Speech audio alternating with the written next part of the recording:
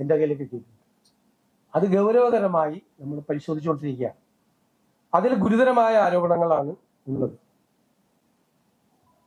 ഇതുമായി ബന്ധപ്പെട്ട് ആ അന്വേഷണ റിപ്പോർട്ട് സർക്കാരിന്റെ മുന്നിലെത്തിയിട്ടുണ്ട്, സർക്കാരിന്റെ പരിഗണനയിലാണ്. അത് പരിശോധിച്ച് വേണ്ട നടപടികൾ അക്കാര്യത്തിൽ സ്വീകരിക്കും.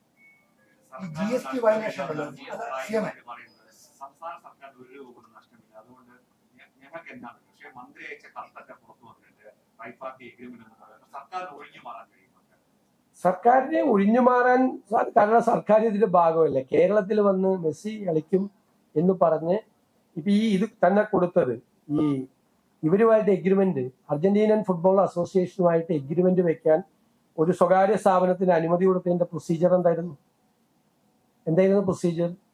എക്സ്പ്രഷൻ ഓഫ് ഇൻട്രസ്റ്റ് വിളിച്ചിട്ടാണോ കൊടുത്തത്? ഒന്നുമല്ലല്ലോ കൊടുത്തത്. ഒരു കമ്പനിക്ക് അത് കൊടുത്തു. വിപണി മൂല്യനിർണ്ണയമോ സാമ്പത്തിക ശേഷിയോ ഫണ്ടിന്റെ സ്രോതസ്സോ ഒന്നും പരിഗണിച്ചിട്ടില്ല, ഒരു കാര്യവും പരിഗണിച്ചിട്ടില്ല. പിന്നെ ഇത് സംസ്ഥാന ഗവൺമെന്റും യഥാർത്ഥത്തിൽ ഇതിന്റെ പല കാര്യങ്ങളും അറിഞ്ഞിട്ടുണ്ടോ?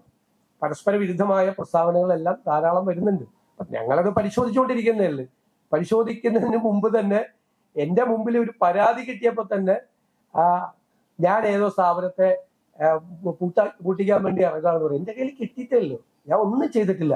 അതിന് അത് പഠിച്ചുകൊണ്ടിരിക്കുന്നതല്ലേ, ഞങ്ങൾ പരിശോധിച്ചുകൊണ്ടിരിക്കുന്നതല്ലേ എല്ലാ മാർഗം.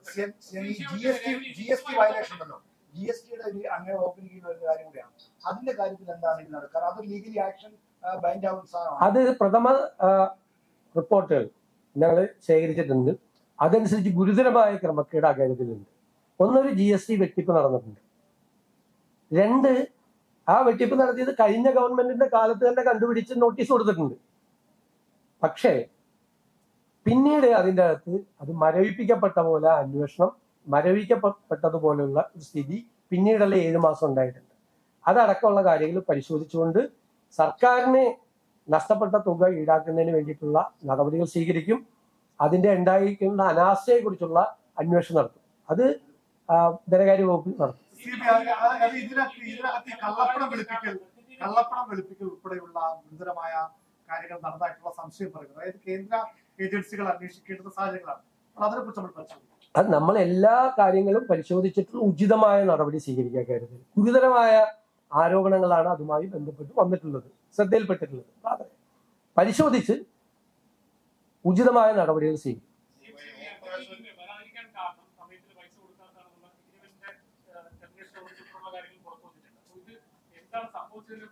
അന്വേഷണ പരിധിയിലെല്ലാം പെടുമല്ലോ. അന്വേഷണം നടത്തുമ്പോൾ എല്ലാം പെടും.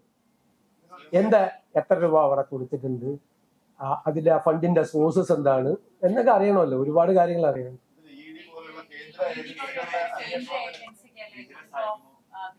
അല്ല, ഞങ്ങൾ പ്രാഥമികമായി സംസ്ഥാന ഗവൺമെന്റ് അന്വേഷിച്ച് അത് കേന്ദ്ര ഏജൻസികൾ അന്വേഷിക്കേണ്ട ആവശ്യമുണ്ട് എന്ന് നമുക്ക് തോന്നുമ്പോഴാണല്ലോ നമ്മൾ അങ്ങോട്ട് റെഫർ ചെയ്യണത്. പ്രാഥമികമായ പരിശോധനകൾ പൂർത്തിയാക്കിയിട്ടാണ് ഏത് തരത്തിലുള്ള അന്വേഷണം വേണമെന്ന് തീരുമാനിക്കുന്നത്.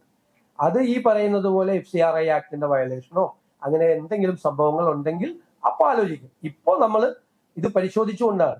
അപ്പോൾ ഉചിതമായ ഒരു അന്വേഷണം വേണം എന്നുള്ള ഒരു അഭിപ്രായത്തിലേക്കാണ് എത്തുന്നത്. അത് ഏത് തരത്തിലുള്ള അന്വേഷണം വേണമെന്ന് അടുത്ത ദിവസങ്ങൾ പ്രഖ്യാപിക്കും.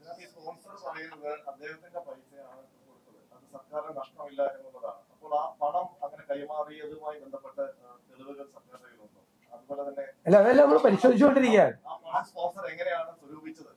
അല്ല, താങ്കൾ ഈ പറയുന്ന കാര്യങ്ങളെല്ലാം സർക്കാരിന്റെ അന്വേഷണ പരിധിയിലാണ്. അന്വേഷണത്തിന് നമ്മൾ ഏതെല്ലാം കാര്യങ്ങൾ അന്വേഷിക്കണമെന്ന് അന്വേഷണ ഏജൻസിയെ ഏൽപ്പിക്കുമ്പോൾ കൊടുക്കേണ്ട ടേംസ് ഓഫ് റെഫറൻസ് ആണ് അങ്ങ് ഇവിടെ സൂചിപ്പിച്ച കാര്യങ്ങളെല്ലാം വരും അതിൻ്റെ അകത്ത്. അതെല്ലാം വരുമല്ലോ, സ്വാഭാവികമായിട്ട് വരുമല്ലോ, എല്ലാം വരും. സ്റ്റേറ്റ് ഗവൺമെന്റിന്റെ റോൾ എന്തായിരുന്നു? സ്റ്റേറ്റ് ഗവൺമെന്റിന് എന്ത് റോളായിരുന്നു ഇക്കാര്യത്തിൽ ഉണ്ടായിരുന്നത്? സ്റ്റേറ്റ് ഗവൺമെന്റ് സ്റ്റേറ്റിന്റെ താല്പര്യങ്ങൾ ഇവിടെ പ്രൊട്ടക്ട് ചെയ്തോ? ഈ പറയുന്ന ഏജൻസി ഈ കാര്യത്തിൽ ഏതെങ്കിലും തരത്തിലൊരു മുതലെടുപ്പ് നടത്തിയോ? തുടങ്ങിയുള്ള കാര്യങ്ങളെല്ലാം അന്വേഷണ പരിധിയിൽ വരും, അന്വേഷണ കാര്യങ്ങൾ വരും.